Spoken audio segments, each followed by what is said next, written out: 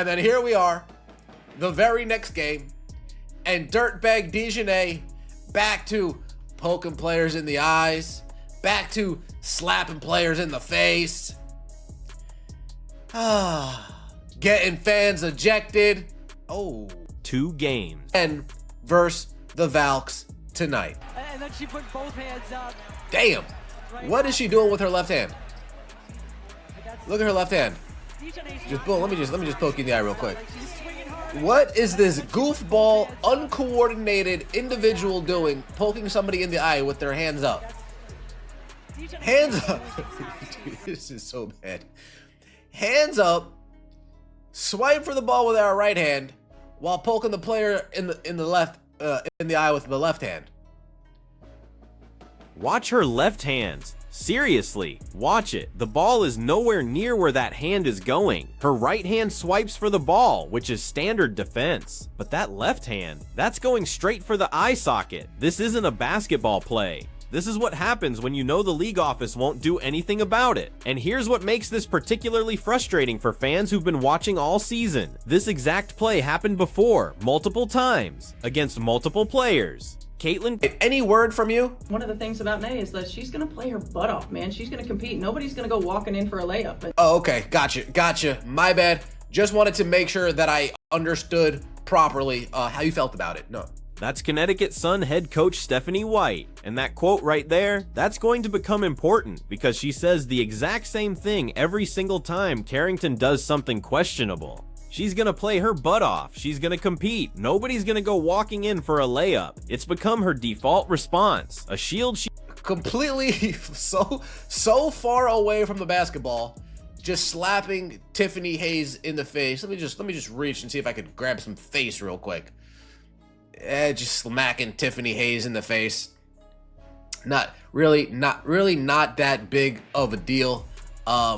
Steph, any thoughts on this one? One of the things about Nay is that she's going to play her butt off, man. She's going to compete. Nobody's going to go walking in for a layup. And Fair enough. Nobody's going to go walking in.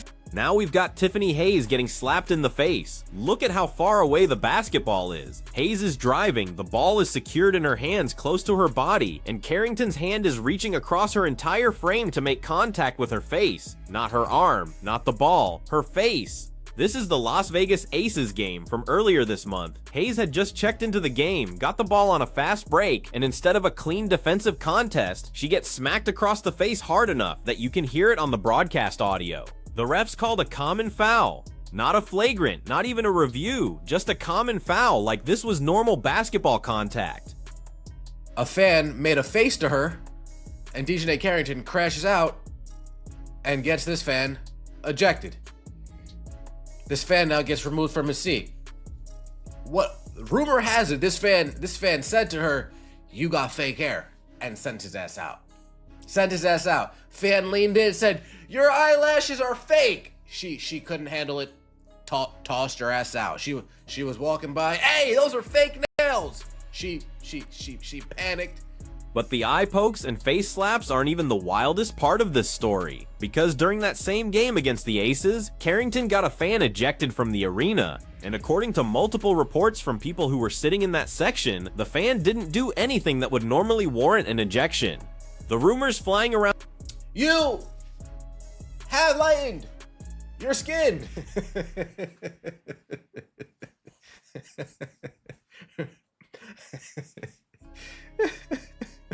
Yeah, DiJonai Carrington just casually getting people thrown out of games. You know this is what dirtbag DiJonai does. The WNBA, they're not gonna have any fans left. This is the moment security escorts the fan out. Watch Carrington's reaction. She's pointing, she's talking to the officials, she's making sure they follow through with the ejection.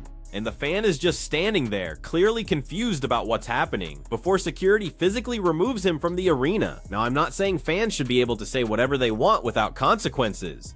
If someone crosses a line with genuinely abusive language or threats, absolutely kick them out. But from every account we've seen, this wasn't that. This was a player who couldn't handle basic heckling that happens at literally every sporting event in America. And here's the broader issue this creates. When you establish a precedent that players can get fans ejected for minor comments, you're creating an environment where fans are afraid to engage at all. They're afraid to cheer too loudly, afraid to question a call, afraid to show any emotion because they might say something that gets them thrown out after spending $100 or more on a ticket. Woman out of basketball. Why are we getting her? Stephanie White. Anything wrong with what DiJonai Carrington did last night? One of the things about Nay is that she's going to play her butt off, man. She's going to compete. Nobody's going to go walking in for a layup. And Yeah, fair, very fair point. I agree. No one's just going to go walking in for a layup. Let's go back to Stephanie White for a second, because her response to all of this is genuinely fascinating from a coaching perspective. Every time Carrington does something questionable, White gives the exact same answer, word for word. One of the things about Nate is that she's gonna play her butt off. She's gonna compete. Nobody's gonna go walking in for a layup. It's like she's got a pre-programmed response ready to go. And you have to wonder if this is a deliberate strategy, because by saying the exact same thing every time, she's refusing to engage with the actual question. She's not defending the specific play. She's not explaining why the contact happened. She's just repeating a generic statement about effort and competitiveness. Stephanie, surely you have an issue with this, right? Surely you do. one of the things about Nay is that she's going to play her butt off, man. She's going to compete. Nobody's going to go walking in for a layup. And so you're just going to cover for DiJonai at every time, at every turn you have. Now listen to this, folks. You ready? Because I was thinking about this the other day. Thinking about this last night, actually. And I said to myself, wait a second.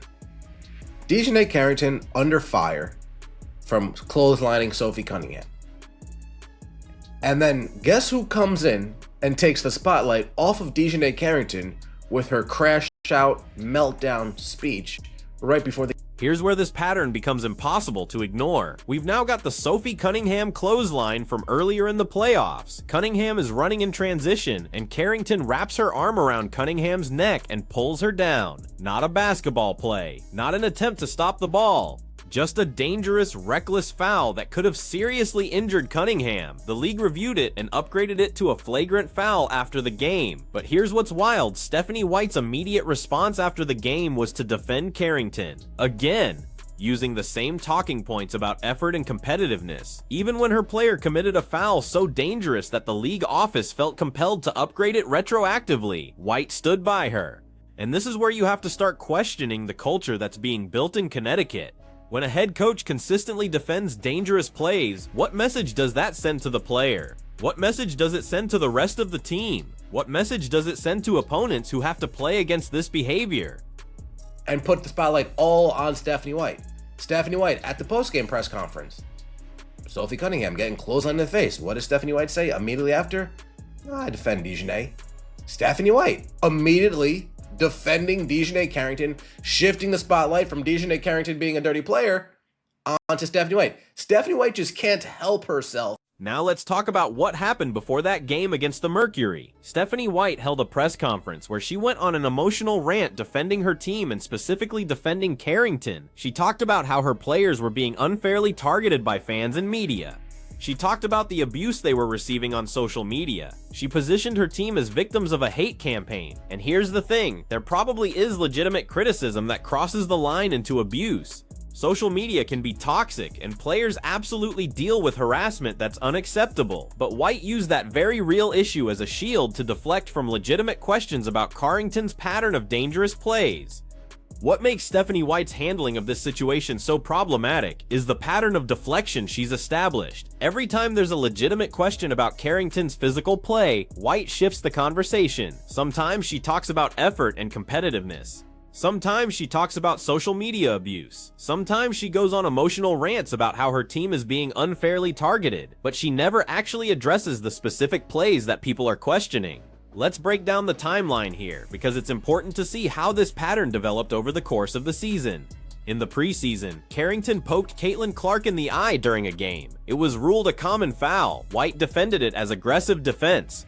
Then during the regular season, there was another incident with Clark where Carrington made contact with her face. Again, White defended it. Then came the clothesline on Sophie Cunningham in the playoffs. White's immediate response was to defend Carrington before the league even reviewed the play. Now we're in the next season, and within 2 games of returning to action, Carrington has poked 2 different players in the eyes and gotten a fan ejected. And White's response? The exact same talking points she's been using all along. This isn't about one coach defending one player. This is about a head coach who has decided that protecting her players' reputation is more important than holding her accountable for dangerous plays. And that decision has consequences that extend beyond just Connecticut Sun games. Think about what it's like to be a player on an opposing team. You're getting ready to play against the Sun, and you know that Carrington has a history of eye pokes and face contact. You know that when it happens, the refs usually call it a common foul at worst. You know that her coach will defend her regardless of what she does.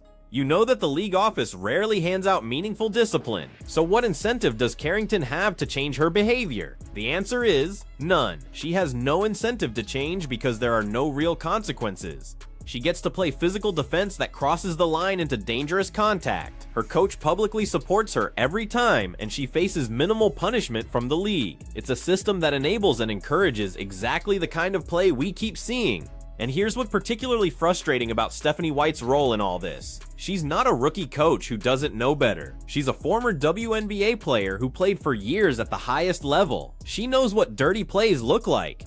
She knows the difference between aggressive defense and dangerous contact. She's choosing to defend this behavior anyway. Some people have speculated about why White is so protective of Carrington specifically. They point to the fact that Carrington is one of the Suns' key players, and White needs her on the court to win games. They suggest that White is worried about losing the locker room if she publicly criticizes one of her stars. They wonder if there's pressure from the front office to protect the team's image. But here's the thing, good coaches find ways to hold their players accountable while still supporting them. They can acknowledge when a play was dangerous while also defending their player's overall character and intent. They can say that specific play wasn't acceptable, and we're gonna work on it without throwing their player under the bus. White isn't doing any of that. She's just stonewalling every question with the same canned response. Now let's talk about the fan ejection, because this is where the situation goes from frustrating to genuinely concerning for the league's future. The WNBA has spent years trying to grow its fan base and increase attendance. They've invested in marketing campaigns, they've expanded to new cities, they've tried to create more engaging fan experiences at games, and then you have an incident where a paying customer gets ejected because a player complained about something the fan said. According to people who were sitting near the fan who got ejected, he wasn't being abusive or threatening. He wasn't using slurs or making personal attacks. He was heckling, which is something that happens at every sporting event in the world. Players hear things from fans all the time. It's part of playing professional sports, and most players either ignore it or respond with their play on the court. But Carrington couldn't let it go. She had to make sure the fan got thrown out. She had to assert her power over the situation and make an example out of someone who said something she didn't like, and the arena security went along with it, probably because they didn't want to deal with a player complaint becoming a bigger issue. Think about what this means for other fans who attend WNBA games. If you're sitting courtside and you see a player make a mistake, are you going to say anything? If you see a questionable call from the refs, are you going to react? If your team is playing against someone you don't like, are you going to cheer against them? Or are you going to sit there quietly, afraid that any display of emotion might get you ejected from the arena? This is how you kill fan engagement. This is how you create an atmosphere where people would rather watch the game at home than attend in person. Because why would you spend money on tickets and parking and concessions if you're going to be walking on eggshells the entire time, worried that a player might decide they don't like something you said? And the worst part is that the WNBA needs passionate fans right now more than ever. The league is at a critical point in its growth trajectory. Television ratings are up, attendance is improving, merchandise sales are increasing, there's genuine momentum building. But that momentum can disappear quickly if fans start feeling like they're not welcome at games, or that they might get thrown out for normal fan behavior. The league office needs to establish clear guidelines about what constitutes grounds for fan ejection. They need to make it clear to players that they can't just get people thrown out because they didn't like a comment.